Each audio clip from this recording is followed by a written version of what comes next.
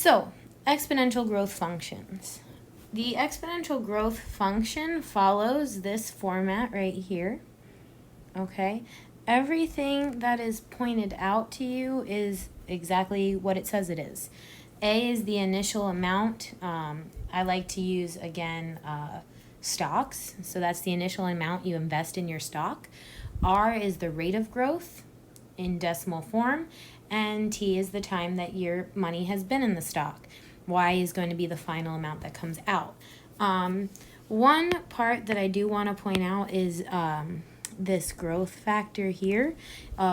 Whatever is inside of the parentheses is either considered the growth factor or, in this case down here, the decay factor.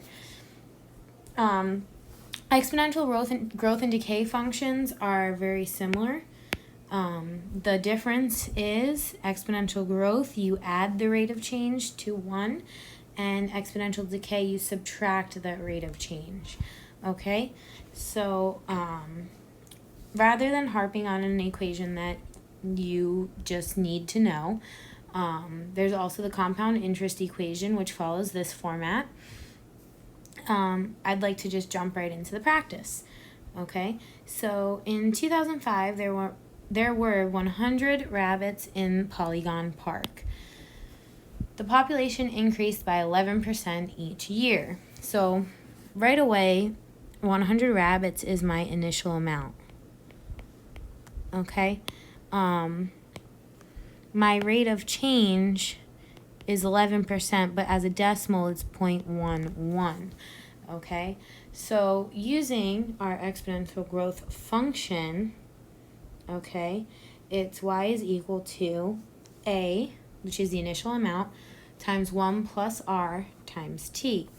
Okay, so write an exponential growth function that represents the population t years after 2005 would be y is equal to 100 times 1 plus 0.11 to the t power. What will the population be in 2025? Well, that's 20 years after 2005. So it would be y is equal to 100 times 1 plus 0.11 to the 25th power. Okay? When you should be able to plug that into your calculator to come up with how much money will be in your account after 25 years. When you do that, your answer should be,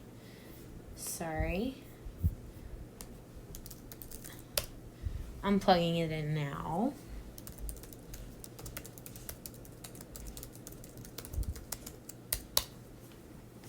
One second.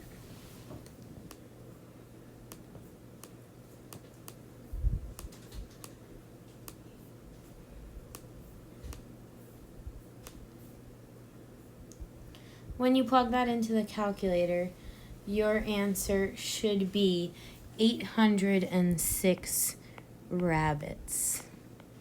Okay, the reason we're rounding to the whole number is because you can't have half a rabbit that's living. Okay, moving on to determining whether the table represents exponential growth or decay or neither. All right. You need to, again, look at that rate of change. If it's adding or subtracting, it's linear. If it's multiplying or dividing, it is exponential. So, in this case, okay, we are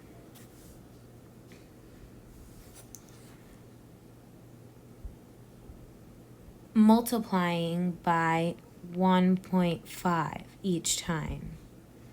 Okay, now a lot of you guys are probably like, well, how do I know that? Okay, so what you want to do is you want to divide the previous number by the new number, and that should give you your either growth or decay. All right, so you're multiplying by 1.5, so that's going to be an exponential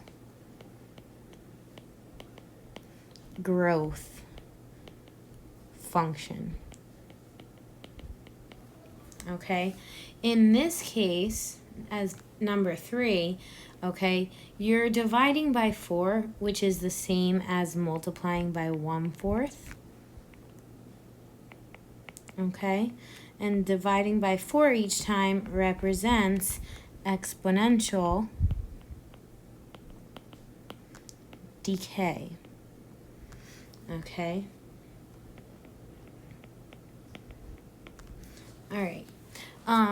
If we're looking at number 4, we're subtracting 10 every time, right? So that's actually going to be a linear function. I know it didn't ask you to recognize that, but I think it's important that you know and that we keep bringing that up. Number 5. Again, if you divide 10 by 4, you get 2.5. If you divide 25 by 10, you get 2.5. So it's safe to say that you're multiplying by 2.5 each time. Okay, so that's going to be exponential growth because it's a number greater than 1. Okay? So, decide whether each function represents exponential growth or decay and identify the percent rate of change. So, in this case, inside the parentheses, you'll notice it's less than 1, okay? And in the exponential decay function, we subtract from 1, all right? So, this must be exponential decay. Okay, and what's my percent rate of change? Well, 1 minus 0.95 gives me a 0.05 difference, which is a 5% rate of change. Okay, here we have a number that's greater than 1, so that's going to represent growth. Okay, it's 0.08 greater than 1, so our percent rate of change would be 8%. Move that decimal place over twice, okay? Now, 3/4, okay? That's a number that's less than 1, so this must be decay, okay? And it is 1/4 less than 1. 1/4 as a decimal is 0.25, right? So that's going to be a 25% rate of decay, okay? If we're going to use the simple interest equation, we can cut this out here. Okay, we'll copy it and we'll bring it down here so we have an easy reference. Okay, so that's the equation that we want to use, okay, for our compound interest, okay? And if you look up here, P is the principal, P is the principal, R is the annual interest rate, T is the time, and N is the number of times the interest is compounded per year. So knowing that information, when we come down here, okay, they want to know the balance after T years. You have to write the function that represents it. Okay, so Y is going to be equal to the principal, which in this case is 3,000, times 1 plus the rate, which is 0.06, divided by, if the interest is compounded quarterly, that means it's compounded 4 times a year, okay? And that's going to be to the 4t power, considering we don't know what t is. Okay, and that's your general setup. Once you know the time, you can plug that in and get a little bit more specific with that. Okay, number 10, you would set it up exactly the same way, but you would just have a $5,000 principal times 1 plus 0.072 divided by interest compounded monthly is compounded 12 times a year to the 12t power. Okay, so it's basically just plugging and chugging numbers. So exponential growth and decay is pretty much covered.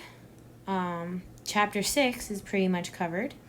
and you guys can expect to have a quiz on this on Monday.